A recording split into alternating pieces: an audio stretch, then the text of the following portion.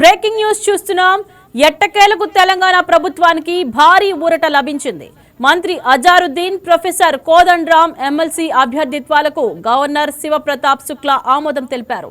వీరిద్దరిని ఎమ్మెల్సీలుగా చేస్తూ కేబినెట్ తీసుకున్న తీర్మానాన్ని గత ఏడాది ఆగస్టు 30న గవర్నర్ కు ప్రభుత్వం పంపించింది. అయితే అప్పటి గవర్నర్ జిష్ణుదేవ్ వర్మ దీనిపై ఎలాంటి నిర్ణయం తీసుకోలేదు.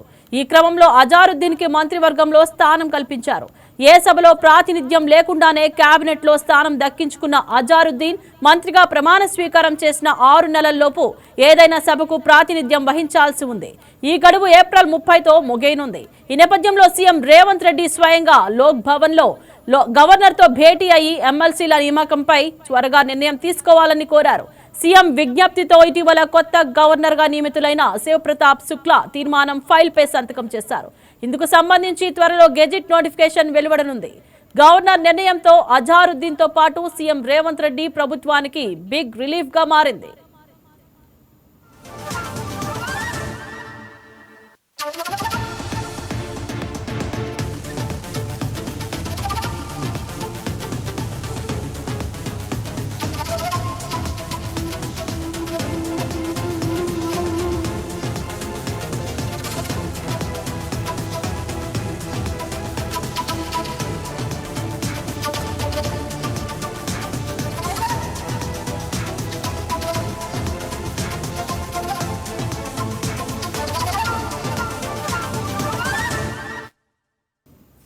బ్రేకింగ్ న్యూస్ చూస్తున్నాం.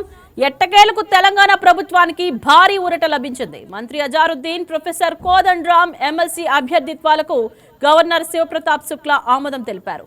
వీరిద్దరిని ఎమ్మెల్సీలుగా చేస్తూ కేబినెట్ తీసుకున్న తీర్మానాన్ని గత ఏడాది ఆగస్టు 30న గవర్నర్ కు ప్రభుత్వం పంపించింది. అయితే అప్పటి గవర్నర్ జిష్ణుదేవ్ వర్మ దీనిపై ఎలాంటి నిర్ణయం తీసుకోలేదు. ఈ క్రమంలో అజారుద్దీన్ కి మంత్రివర్గంలో స్థానం కల్పించారు.